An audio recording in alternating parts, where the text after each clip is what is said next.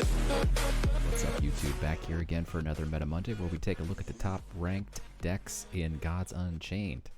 This weekend in ranked, we had Yukineko going 21 out of 25 playing a Soulburn deck. I just happened to play a Soulburn deck earlier today, trying to get my 30 wins for the weekend. And I did quite nicely with it, going 15-2. It got me all the way up into the top rank. And here is what that deck looked like. So there are a lot of synergies in Death Soulburn. It is probably one of the most fun decks to play. Almost every single card has synergy with every other card. And we're going to take a look at a lot of the synergies in this deck and just in general for Death Soulburn. Some of these cards are not in my particular deck, but I asked some people what their favorite synergies were. Let's take a look at some. So in my deck, I do have the Nether's Advocate and a Living Container. And effectively, you can summon a Nether's Advocate, which is a 1/1 that summons a 3/2 when it dies.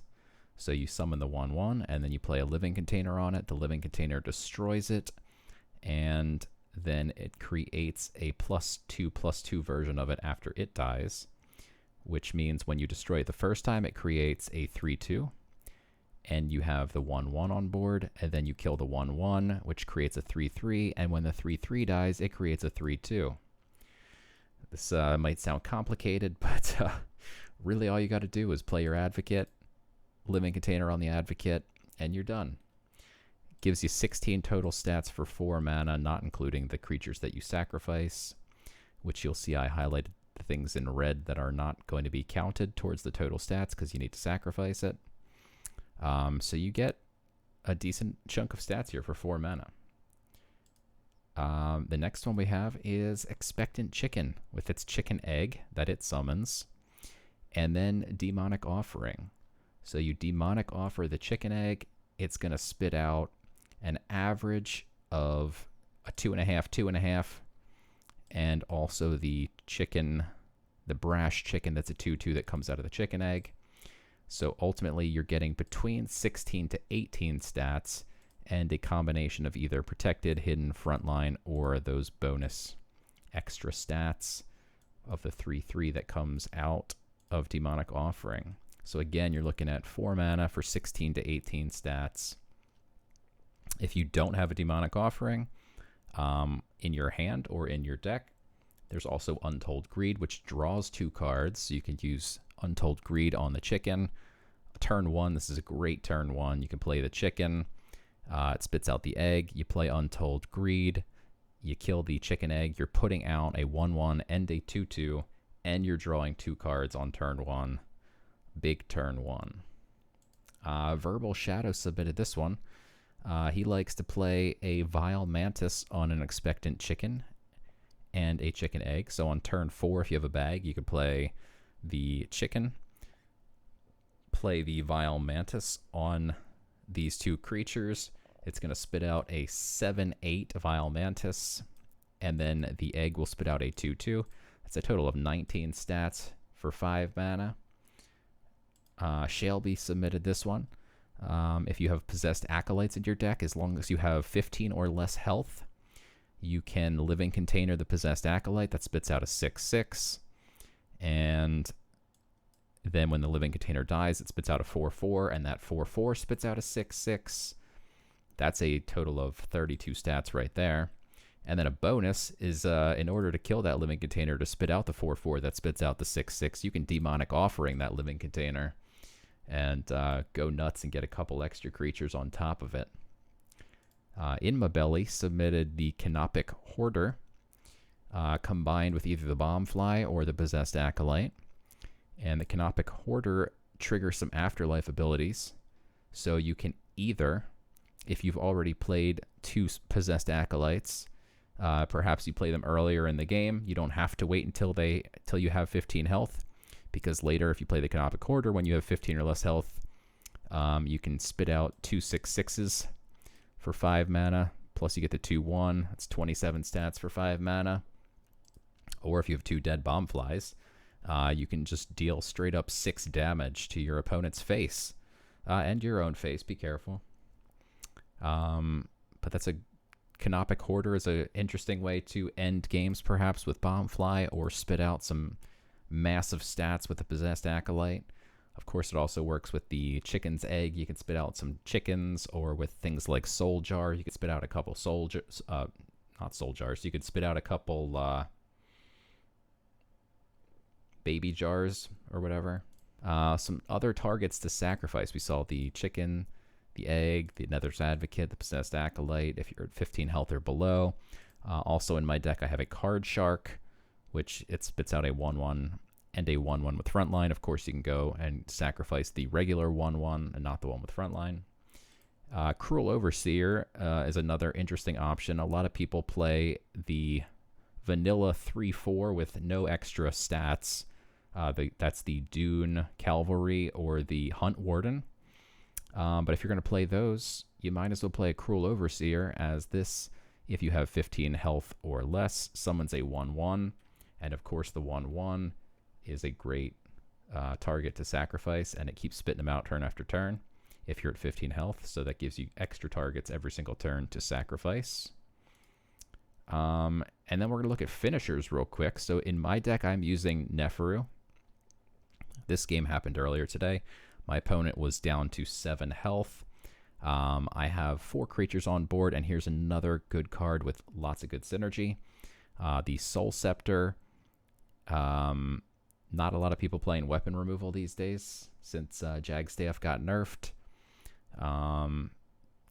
Think I only had it removed once today. It is more expensive now. You could remove it easily from your deck. That's fine. But with 7 health left, Neferu does 3 damage to every creature, or to every character.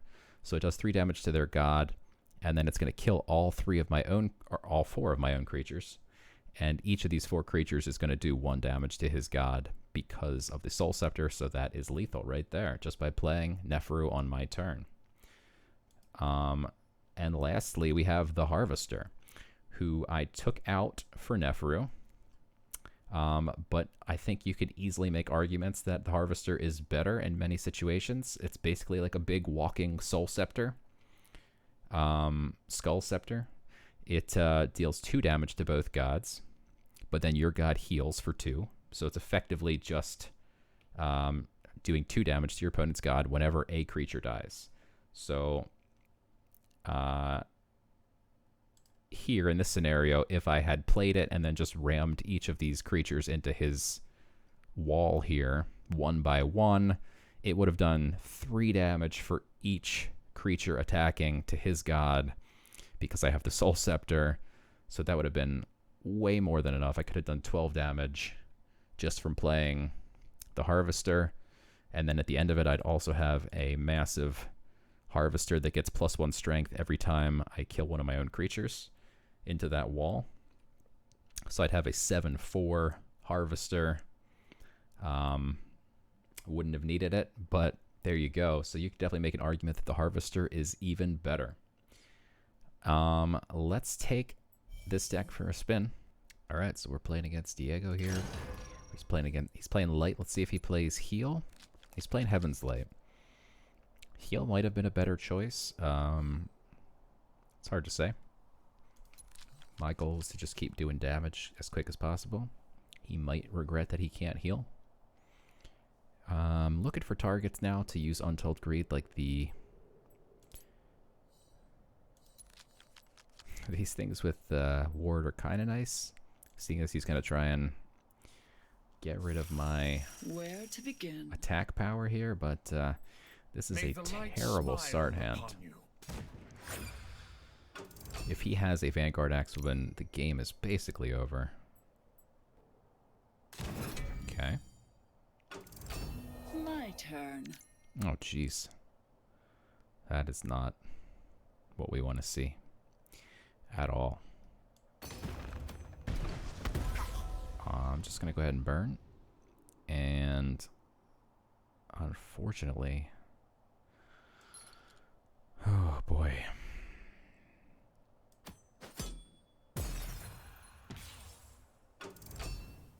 I'll bring it down to 2 health.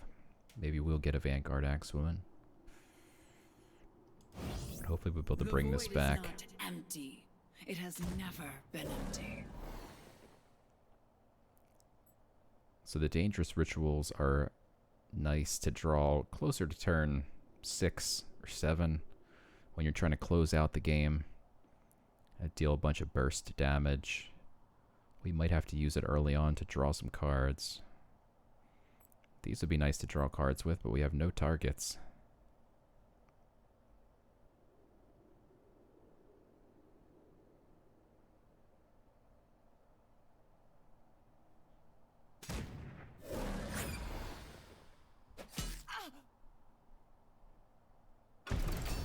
Let's make them suffer. Oh, jeez. Well.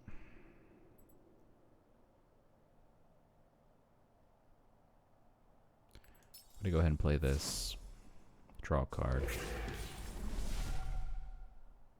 Yikes.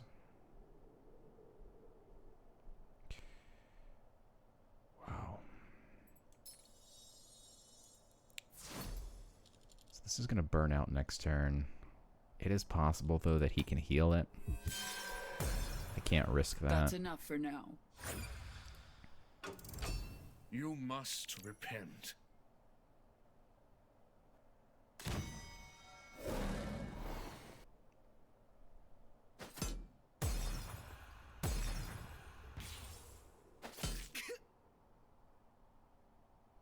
Alright, we need to draw like a chicken. Card shark. Probably not this. The dead hunger. That's not great.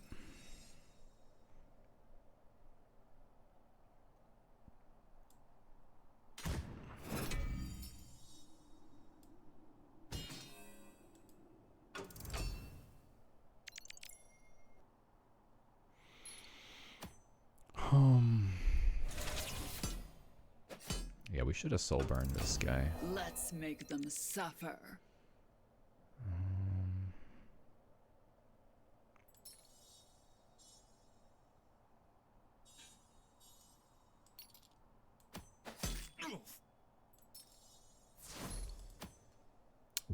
Let's hope this doesn't bring back his Pyramid Warden. Alright, perfect. That's exactly what we want to see. Now we kill this. And I'm going to bag and kill this. Draw more cards. There we go. Now we're back in the game. Now we've got a Demonic Offering, a Card Shark. Plenty of targets. We can Untold Greed one of the Card Sharks and Demonic Offering the other.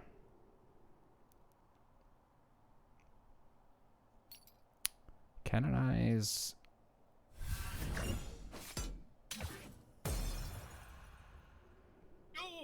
Yeah. I think that's fine. We're gonna have a little frontliner if we want to leave it. At last. Ooh, even better.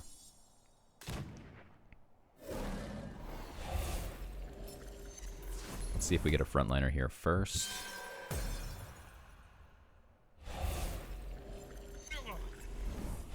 We did, and since we did, I'm gonna go ahead and actually...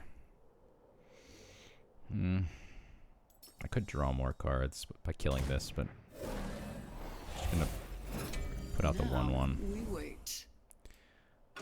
So effectively with the Skull Scepter, he's looking at 6 damage if he clears everything. Which he doesn't have to, he just has to clear the 2 frontliners, but I'm going to be killing my own stuff too, so... We effectively have that on board, plus our God Power. And now we can draw cards, which is awesome. Let's see where this goes. Okay.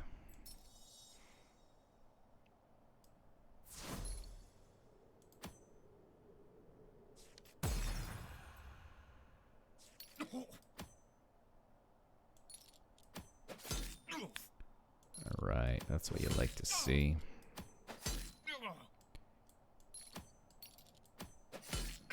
And then let's grab this.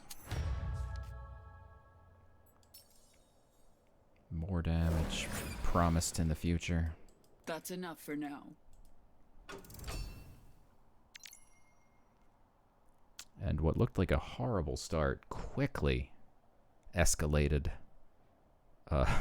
into madness. This now has 3 health, which is perfect. We can eat it with a heart eater. If he doesn't immediately kill it, I actually get to heal when I play my other heart eater on this guy. The Bombfly you can effectively think of as 6 damage to his face, because soul burning this is enough to win. So I'm actually just going to go ahead, soul burn that, play Dangerous Ritual, and we just need to do 1 face damage now, and then call it a turn. And that's a GG's right there. It's going to deal 3 damage from dying, plus 1 from the Skull Scepter, and there you have it.